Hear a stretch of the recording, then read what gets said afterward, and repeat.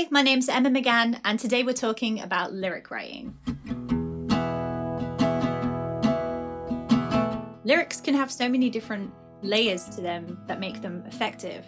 And really, as the writer, it's our job to present an authentic voice, but also create something that's relatable to the listener. So let's talk about some things that can be helpful when it comes to your lyric writing.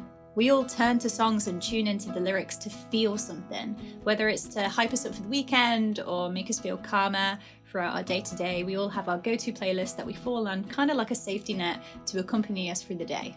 Whatever emotion you're dealing with, it needs to be rooted firmly in the lyrics so that the messaging is kind of conveyed in the right way. If you know what you want to write about, but you still can't put lyrics down on the page, a great place to start can be to list the emotions associated with your song subject. Visually having it in front of you can be really helpful to tap into the language that you're trying to access to tell your story effectively. Here's a couple of exercises that you can try to test this out.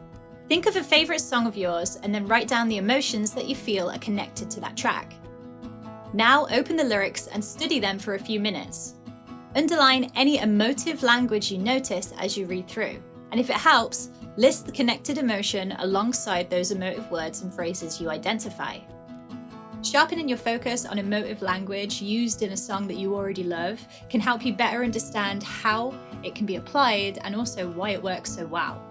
Now, with a song idea of your own, list down as many associated emotions that are linked to your song subject. Keep the list handy and visible as you're drafting further lyrics for the song. Again, this is about pulling focus on the emotional ties and connection that your song already has to help illustrate the story behind the lyrics in an effective and relatable way for your listeners. Putting pen to paper to create something as simple as a brainstorm engages the creative side of your brain and then helps you organize all of the lyrics and the thoughts that might be swimming around in your head. Seeing those ideas plotted out in front of you in a mind map like that can sometimes be the writing prompt that you need, especially if you're dealing with a little bit of writer's block from time to time. It helps you identify the lyrics that are shouting out to you the most, and it also creates an opportunity for any offshoot ideas that you might not have originally thought about. So if it's something that you're not already doing, don't underestimate the power of a doodled brainstorm. If you want to try something more visual, then there's always mood boarding. You've probably done this if you're like redecorating your house and you have a particular vibe for a room, or maybe it's like wedding ideas or whatever, but you can mood board for lyrical ideas too. It's really effective. As an example, here's a mood board I used for a song called Wild Thoughts. It conjured up a lot of really great lyrical ideas and imagery, just having this accessible and visible somewhere to me while I was writing the track. It really helped kind of shape the concept of the song lyrically. Creating visual prompts like this can really help to boil down to the essence of what your lyrical ideas are about. So the next chance you get, try out a mood board if it's something you've never used as a visual prompt for your lyric writing. Scribble down some keywords or brainstorm some initial ideas to pull focus on what the concept of your song might be. Then seek out inspirational imagery. Cutouts from magazines, photographs from around the home, images online, whatever helps. Then create your mood board.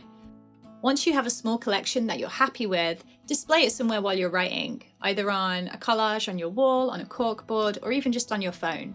If you find it challenging at first, stick with it. Just give it a chance to kickstart your creative flow.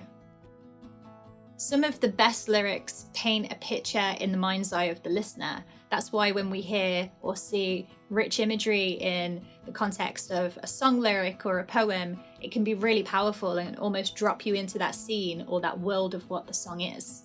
A fun creative writing exercise to play around with imagery like this is to jump into the director's chair and think of your song as a mini movie. You're in charge of delegating on the set. You choose the lighting, you choose the actors, every little detail. So try this next exercise. Try writing a short verse and chorus using the following prompt. Ask yourself as many questions as possible, like the following, to help you set the scene. So what could be a possible title? Where does your song take place? What's the address? Is it first person, second person? What emotions are at play? Does the song have a central character? And what are their surroundings? Sit with this exercise for 30 minutes or so and interlace as much rich imagery that you can think of to really set the scene. Another general tip would be to incorporate your 5 senses wherever it's necessary too. So what can you see, taste, hear, smell, touch? It offers a new perspective on some of the imagery that you might want to interlace throughout your song. So to sum up, number 1, work out what emotions you're dealing with. This can help you to apply effective emotive language through certain parts of your song where it's needed. Number 2, brainstorm, get organized, and rely on your mind maps to help you guide the lyrics of your track. And number 3, set the scene. You are the director and you can set the scene of your song how you see fit. Don't underestimate the power of imagery here. It can really help to place your listener inside the world of your song.